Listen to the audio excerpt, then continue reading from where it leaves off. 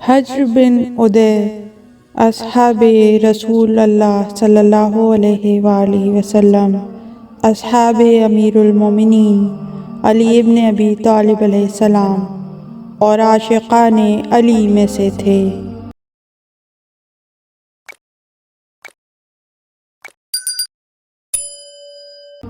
کتاب کامل بہائی میں ہے کہ ان کا زہد اور کثرت عبادت عرب میں مشہور تھا۔ رات دن میں 1000 رکعت نماز پڑھا کرتے تھے اور مستجاب الدعوات تھے، یعنی جو دعا مانگی جاتی قبول ہوتی تھی۔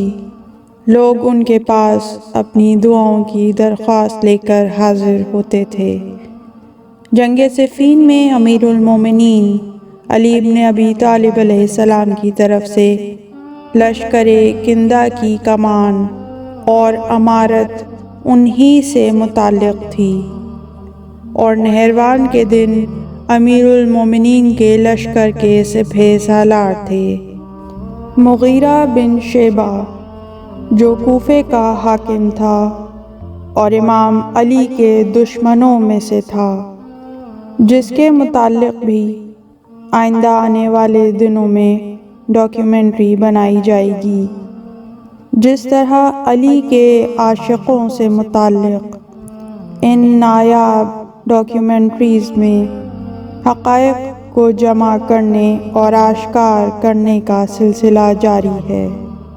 مغیرہ بن شعبہ معاویہ کے حکم سے منبر پر امام علی علیہ السلام پر لعنت بھجواتا تھا، اس لیے حجر بن عدی اور عمرو بن الخزاعی نے اپنے متعدد ساتھیوں کے ساتھ مل کر اس کی مخالفت کی۔ مغیرہ بن شعبہ نے درہم و دینار کے ذریعے حجر بن عدی کو خریدنے کی کوشش کی، مگر اپنی اس کوشش میں کامیاب نہ ہو سکا۔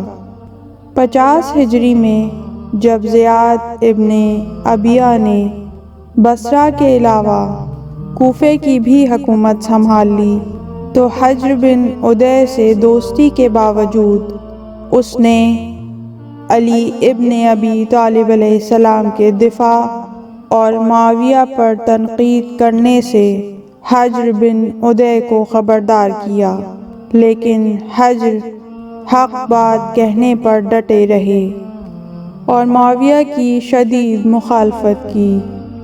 جس وقت زیاد کافی عرصے سے بصرہ میں تھا، حجر اور ان کے ساتھیوں نے کوفے میں زیاد کے جانشین عمرو بن حارث پر انتہائی تنقید کی، جس وقت کہ وہ خطبہ دے رہا تھا اور امیر المومنین علی ابن ابی طالب علیہ السلام کی توہین کر رہا تھا۔ زیاد بہت جلد کوفے واپس پہنچا اور حجر اور ان کے ساتھیوں کو گرفتار کرنے کے لیے سپاہی روانہ کیے۔ ان میں سے کچھ مارے گئے اور کچھ بھاگ گئے، یہاں تک کہ حجر بن عدی اور ان کے 13 دیگر ساتھیوں کو گرفتار کیا گیا۔ زیاد نے قیدیوں کو اپنے مسلح فوجیوں کے ساتھ معاویہ کے پاس بھیجا اور ان کے بارے میں لکھا کہ انہوں نے ابو تراب پر لعنت سے متعلق جماعت کی مخالفت کی ہے اور اس کے نتیجے میں خلیفہ کے حکم کی نافرمانی کی ہے۔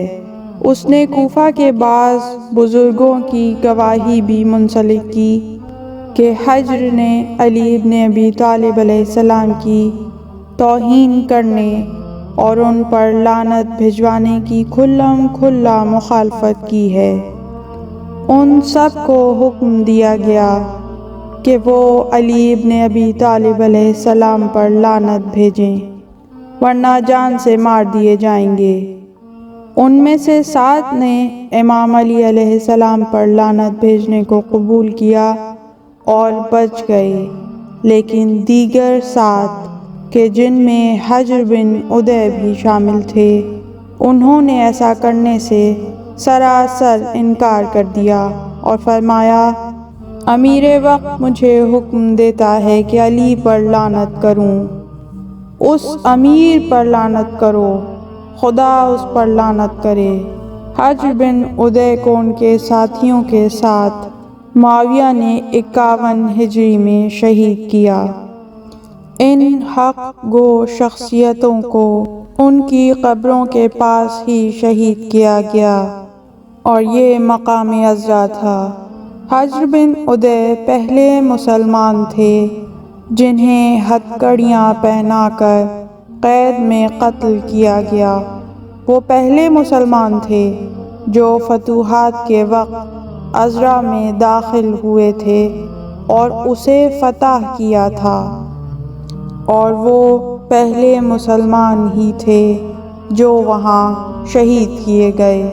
حجر بن ادے اور ان کے ساتھیوں نے شہادت سے پہلے کی رات نمازیں پڑھیں اور عبادت میں بسر کی، اور حجر بن ادے نے شہادت سے پہلے 2 رکعت نماز پڑھی۔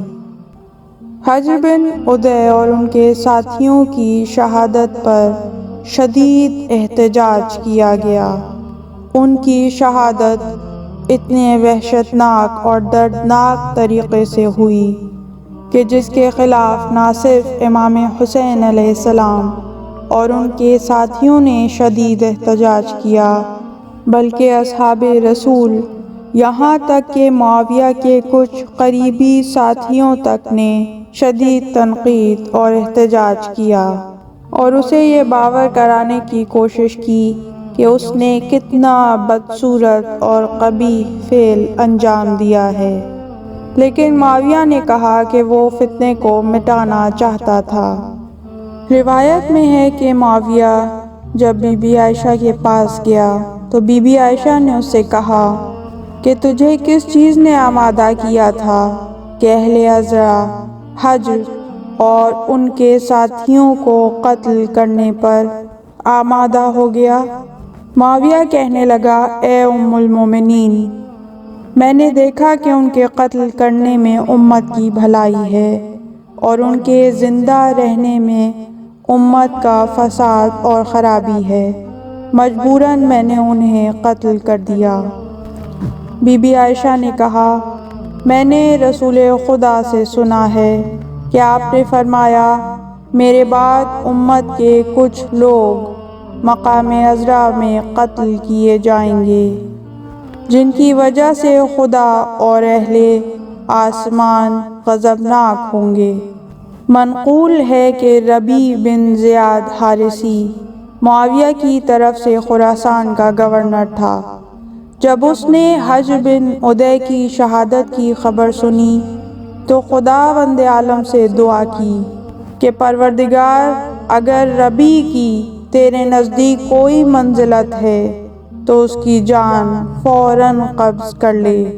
ابھی یہ کلمات ان کی زبان پر جاری تھے کہ ان کی روح قفس انصری سے پرواز کر گئی۔ انا للہ و انا الیہ راجعون۔ پروردگار ہمیں حجر بن ادے اور ان کے ساتھیوں کا ساتھ طرز زندگی اپنانے کی توفیق عطا فرما، ہمیں عشق علی و اولاد علی کا حق ادا کرنے کی توفیق عطا فرما۔ پروردگار قبر، برزخ و محشر میں ہمیں علی کی ہمراہی و حمایت نصیب فرمانا اور بہشت میں جوار علی میں جگہ عطا فرمانا۔ اللہم صلی علی محمد و آل محمد۔ پروردگار رحمتیں نازل فرما محمد اور ان کی پاک آل پر ہزاروں کروڑوں درود و سلام۔ اللہم عجل لولیک الفرج۔ پروردگار قائم آل محمد ہمارے زمانے کے علی کو اذن ظہور عطا فرما کہ وہ حجر بن ادے جیسے مظلوموں کا انتقام لے سکیں۔ اس طرح کی مزید تحقیقی، علمی اور تاریخی ویڈیوز دیکھنے کے لیے چینل کو سبسکرائب کیجیے اور بیل آئیکن پہ کلک کیجیے۔ ویڈیو کو لائک کریں اور کامنٹس کے ذریعے بتائیے کہ آپ کو ویڈیو کیسی لگی۔ اگلی ویڈیو تک کے لیے خدا نگہدار۔